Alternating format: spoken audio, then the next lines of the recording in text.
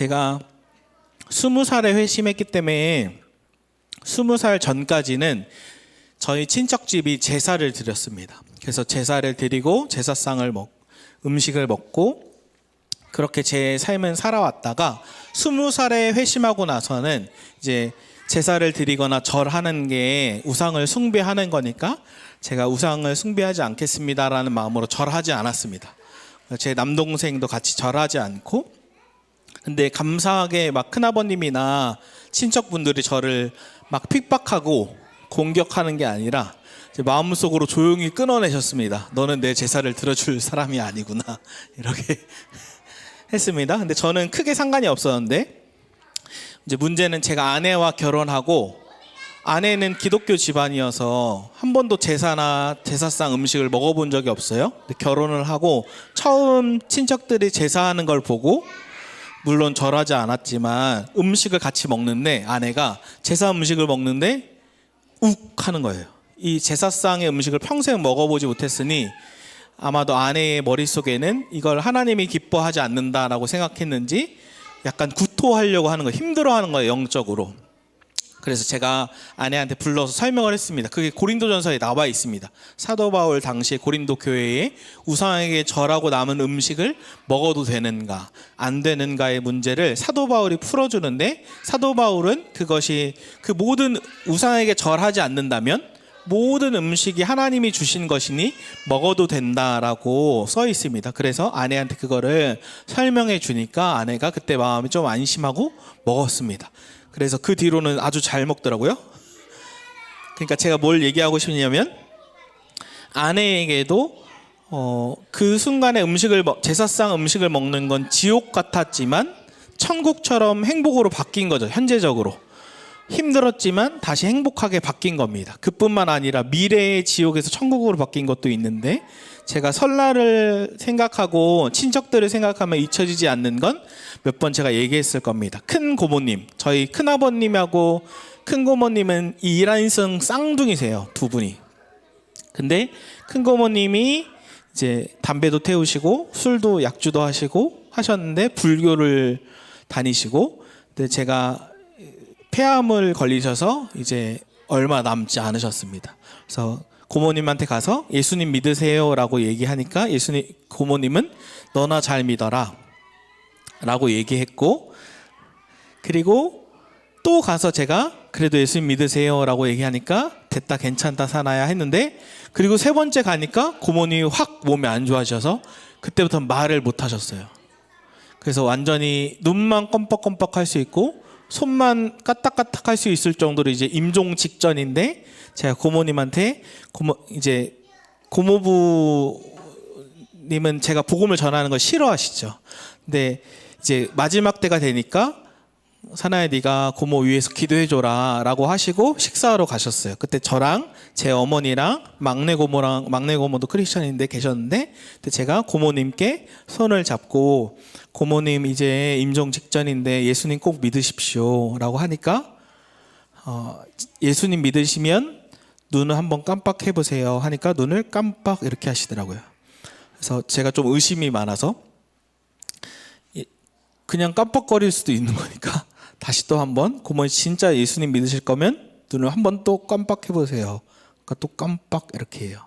세 번째도 예수님 믿으실 거면 의심이 많아서 깜빡해 보세요. 또 깜빡해요. 마지막에는 예수님 믿으실 거면 손가락을 이렇게 톡톡톡 쳐보세요 하니까 톡톡톡 치시는 거예요.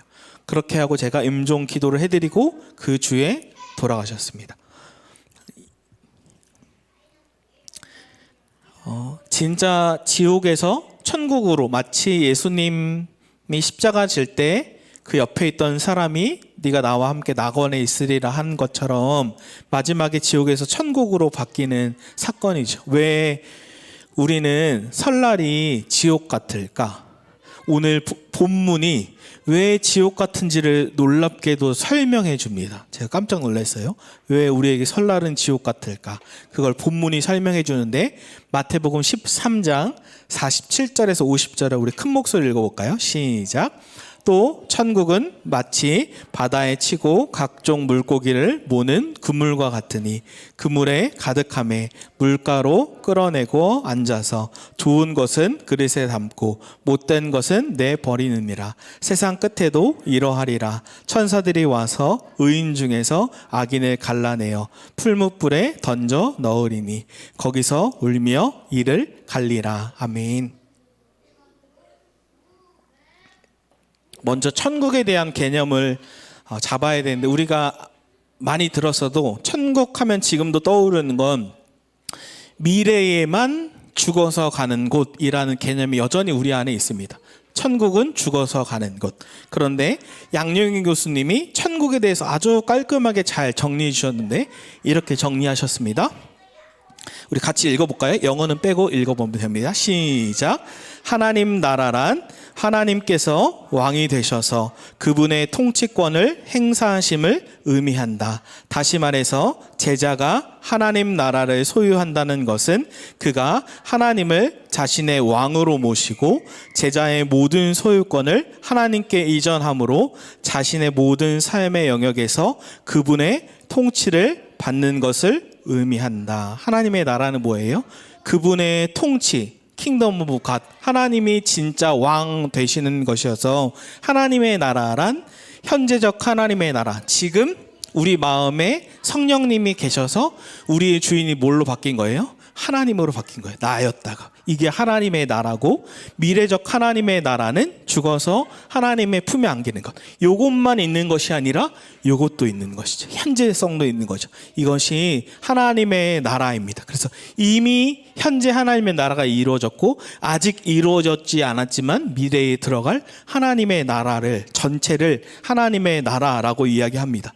동시에 우리는 지옥에 대한 오해도 있는데, 마태복음 23장 33절을 읽어볼까요? 시작. 뱀들아 독사의 새끼들아 너희가 어떻게 지옥의 판결을 피하겠느냐. 아멘. 여기 시제가 이미 지옥의 판결을 받은 겁니다. 그러니까 지옥은 뭘 의미하냐면 두 가지를 의미하죠. 현재적 지옥, 이미 자기중심성으로 똘똘 뭉친 사람들이, 죄송한 얘기지만 이혼 숙녀 캠프처럼 오직 나, 자기에게 집착, 내가 하나님이야 라는, 이 세계의 태양이 나야 라고 생각하는데 안에도 이 세상의 태양은 나야. 자기중심적인 두 사람이 만나니까 그 가정은 지옥 같은 거예요. 그리고 뿐만 아니라 미래적 지옥도 이야기하는 거죠. 현재적 지옥과 미래적 지옥. 저는 지금도 그 사건이 생각이 나지 않는데 저희 어머니가 되게 지혜롭고 판단력이 있는 분이에요. 그래서 어디 산으로 가족분들과 여러 가족들과 같이 여행을 갔는데, 캠핑은 아니고 숙소에 갔는데, 여기가 예를 들어 부엌이면 문이 있었어요. 근데 어머니가 부엌 문을 딱 여는데 불이 이미 붙은 거예요. 그럼 그때 어떻게 당황할 수 있잖아요. 근데 어머니는 문을 탁 닫고 불났어요, 나가세요 하고 사나랑 주나를 손에 닫고 바로 나가는 거예요. 이게 현명한 거죠. 괜히 불 끄겠다 하다가 죽을 수 있거든요. 제가 왜 불 얘기를 했냐면, 전 불을 실제로 많이 경험했는데 그게 얼마나 무서운지. 제가 몇 번 읽어들었던 조나단 에드워즈가 천국과 지옥에 대해서 이렇게, 지옥을 이렇게 얘기합니다. 한번 상상하면서 들어보세요. 저는 이 회중 속에 있는 모든 이에게 묻습니다. 만일 누가 어떤 커다란 육신적 재난에 처해 있다면 여러분은 그처럼 행동하지 않겠습니까? 여러분 가운데 가장인 사람이 온통 불붙고 있는 집 안에 여러분 자녀 중 하나가 있는 것을 보았다고 합시다.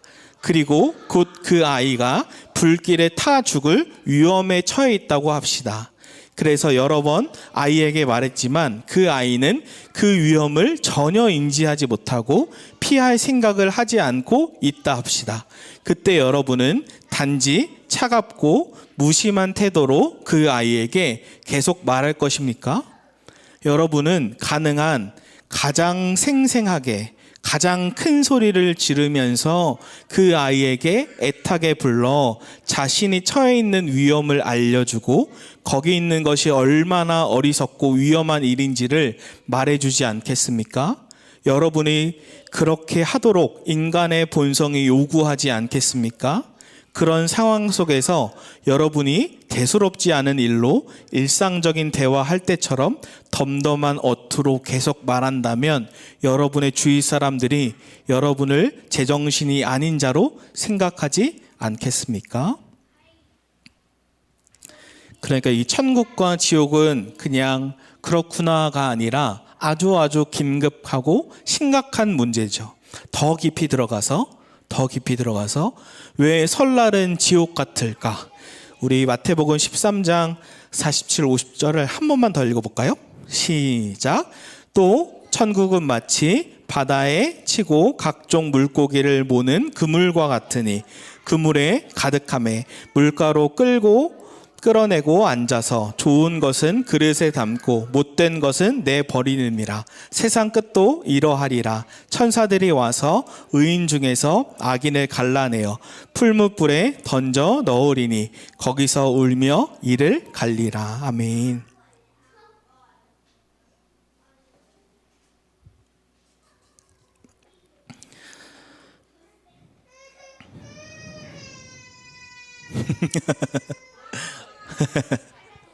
낯선 사람이 그랬어. 이상한 아저씨가.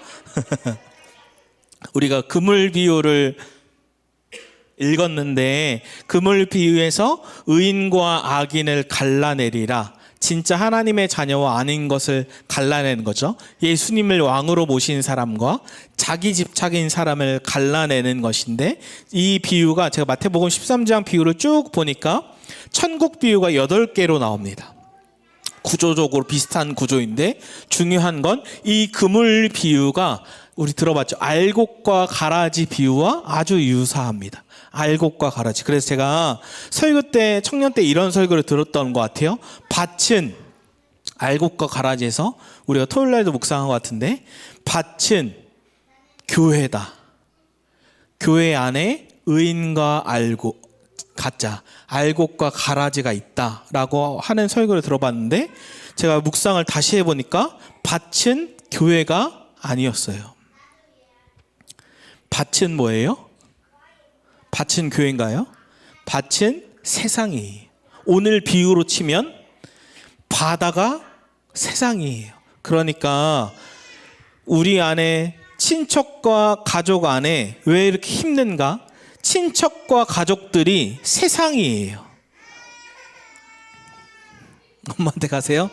여기 되게 중요한 내용이에요. 집중해서 한번 들어보세요. 다시.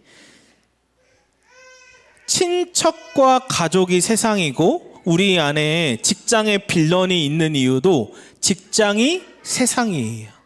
직장 안에 믿는 자와 안 믿는 자가 있기 때문에 직장 속에 누가 있는 거예요? 빌런이 있는 거예요. 친척 중에도 예수를 믿는 자와 안 믿는 자가 있기 때문에 빌런이 있는 거예요. 그러니까 주님은 이 말씀을 통해 우리에게 뭐라고 얘기하냐면 오히려 우리를 격려하는 겁니다. 야, 사나야, 낙심하지 마. 친척과 세상 안에는 자기중심적인 사람과 예수님을 왕을 모시는 사람이 있어. 그래서 힘든 게, 어려운 게 어떻게 보면 당연한 거야. 그러면서 주님은 가라지 비유에서 뭐라고 얘기하냐면, 가라지를 뽑지 않는 이유, 물고기에서 악인을 뽑지 않은 이유가 있는데, 그거는 너까지 알곡같이 같이 뽑힐 봐봐. 너희의 영혼을 구원하기 위해 가라지를 그대로 냅둔 거야. 그러면서 낙심하지 말고 끝까지 예수님을 왕으로 모셔라. 그러면 너를 통해서 그들에게 복음이 전해질 거야. 왜냐하면 세상 사람들은 그리스도를 보는 게 아니라 처음 누구를 보기 때문이에요? 그리스도인인 너를 보기 때문이야. 힘들어도 낙심하지 말고 끝까지 나를 왕으로 모셔라 라고 이야기하는 겁니다. 우리 마태복음 13장 44절 46절을 읽어볼까요? 시작. 천국은 마치 밭에 감추인 보화와 같으니 사람이 이를 발견한 후 숨겨두고 기뻐하며 돌아가서 자기의 소유를 다 팔아 그 밭을 사느니라. 또 천국은 마치 좋은 진주를 구하는 장사와 같으니 극히 값진 진주 하나를 발견하며 가서 자기의 소유를 다 팔아 그 진주를 사느니라. 아멘. 우린 여기서 오해할 수 있는데 두 가지를. 하나는 자기 소유를 다 팔아서 그 밭을 사기 때문에 이거는 모든 전 재산을 다 팔아서 교회에 헌금해야 하는 거다. 이렇게 설교하신 목사님이 있어요. 그건 틀린 설교입니다. 왜 틀린 설교죠? 이건 비유니까. 마태복음 13장에 천국의 비밀을 알려주는 건데 눈이 가려진 자는 알아듣지 못하고 영적인 귀가 열린 사람은 알아듣는 건데 결국 주님도 그 눈이 가려진 사람도 눈이 떠지기를 원하는 거죠. 두 번째 오해는 그러면 천국을 얻기 위해서 우리는 자기를 희생해야 되는 건가? 집 팔고 냉장고 팔고 다 팔아서 밭을 사야 되기 때문에 이 당시에 유대인들은 여행을 가기 위해서 보화와 보물을 은행에 넣을 수가 없고 밭 깊은 곳에 숨겨놨는데 여행 갔다가 객사하거나 전쟁 때문에 죽어요. 근데 그 밭에 있는 보물을 딴 사람이 발견한 거예요. 그럼 그 땅을 다 사죠. 근데 이 밭을 사기 위해 내 전 재산을 팔아야 하는데 이거는 내가 희생하는 것 아닌가? 라고 생각할 수 있는데 내 희생이 아닙니다. 그 근거는 뭐냐면 뭐라고 얘기해요? 기뻐하며 간대요. 예를 들어 이런 거예요. 친구 3명이 있는데 뭘 캐다가 금을 발견한 거예요. 이쪽에 금이 다 있어. 3명이 친구서 얘기하는 거예요. 야, 이거 아무한테도 얘기하지 마. 우리 셋만 알고 있고 내일부터 여기 캔다. 약속. 아무도 얘기하지 않기로 약속했어요. 근데 딱 돌아갔어. 그리고 다음날 와서 금을 캐려고 하니까 수십 명의 사람들이 몰려들었어. 왜 비밀을 말했어? 난 비밀을 얘기 안 했대. 왜 비밀을 이야기했어? 너지? 얘기했어? 아니, 안 했지. 나도 얘기 안 했는데 그래서 사람들한테 물어본 거예요. 왜 어떻게 금을 캐러 왔습니까? 했더니 사람들이 당신들 얼굴에 써 있었습니다. 얼굴에 기쁨으로 가득해서 뭔가를 발견한 얼굴인 거예요. 이게 기뻐하며 돌아가는 거예요. 그러니까 이건 내가 희생한 게 아니라 정확하게 말해서는 우리가 희생한 게 아니라 예수님이 희생하신 거예요. 원래는 우리의 죄로 말미암아 현재적 지옥, 지금도 가정에서도 친척 안에서도 직장에서도 지옥 같은 자기중심성으로 가득한 오직 자기에게 집착하는 사람으로 가득하고 아까 불의 심판처럼 영원한 심판을 내가 받아야 하는데 오히려 먼저 예수님이 자기 희생을 하신 거죠. 예수님은 자기의 희생은 어떤 희생이었냐면 지옥의 결과가 뭐예요? 하나님과 예수님이 단절되는 사건, 끊어지는 사건. 내가 원래 그 지옥을 경험해야 되는데 하나님과 죄로 말미암아 영원히 단절돼야 되는데 먼저 예수님이 대신해서 지옥을 경험하셔서 우리한테는 무엇을 주신 거예요? 천국을 주신 거죠. 이 땅에서 예수님을 왕으로 모시면서 행복한 천국을 누리게 할 뿐만 아니라 영원한 미래에서도 천국에 살도록 하게 하신 것이 예수님이 하신 것이죠.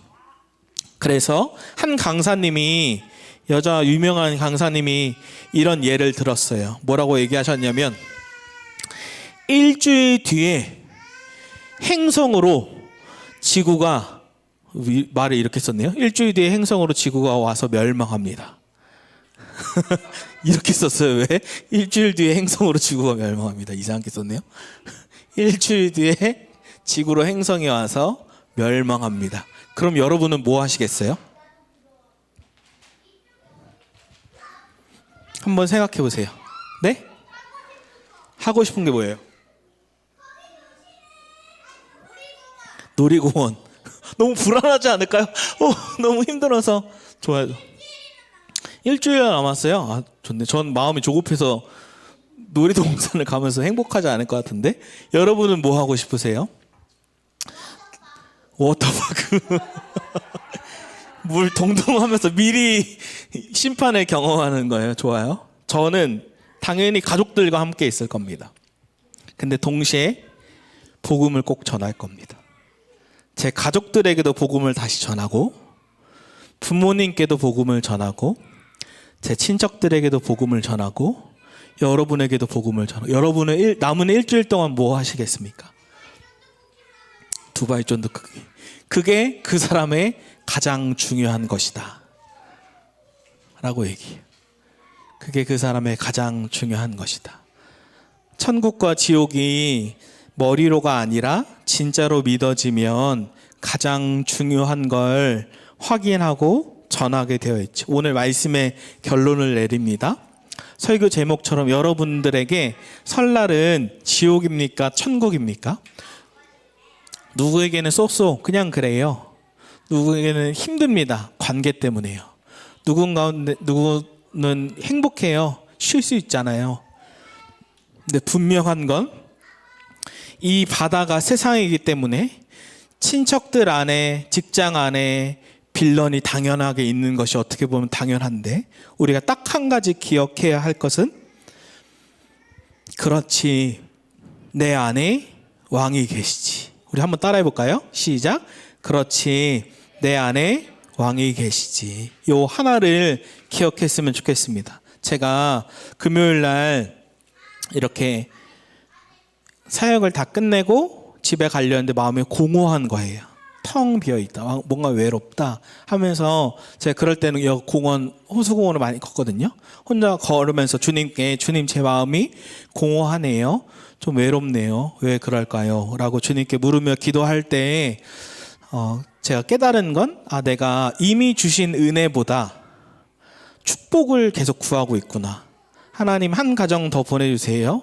하나님 교회가 부흥하게 해주세요. 이 기도는 나쁘지 않지만 제 안에 먼저 주신 예수님의 은혜로, 예수님이 가득 차서 그거로 충분합니다라고 은혜를 더 구하지 않고, 돈 더 주세요, 더 성공하게 해주세요, 더 부흥하게 해주세요 라고 할 때 내 마음속은 텅 비고 공허한 것 같구나 라고 깨달아지면서, 예수님이 자기를 희생하시면서, 왜 자기를 희생하려면 나에게 오시기 위해, 나와 영원히 살기 위해서 오셨는데 나는 그거를 망각하고 축복만 계속 구하고 있구나 라는 걸 깨닫게 되면서, 예수님이 먼저 나를 위해서 희생하셨는데 나도 똑같이, 세상과 똑같이, 빌런들과 똑같이 자기중심적으로 사는 게 아니라 예수님이 먼저 나를 위해서 희생한 것처럼 나도 먼저 친척들을 위해, 가족들을 위해 나도 예수님을 따라서 희생하기를 원합니다 라고 기도할 뿐만 아니라,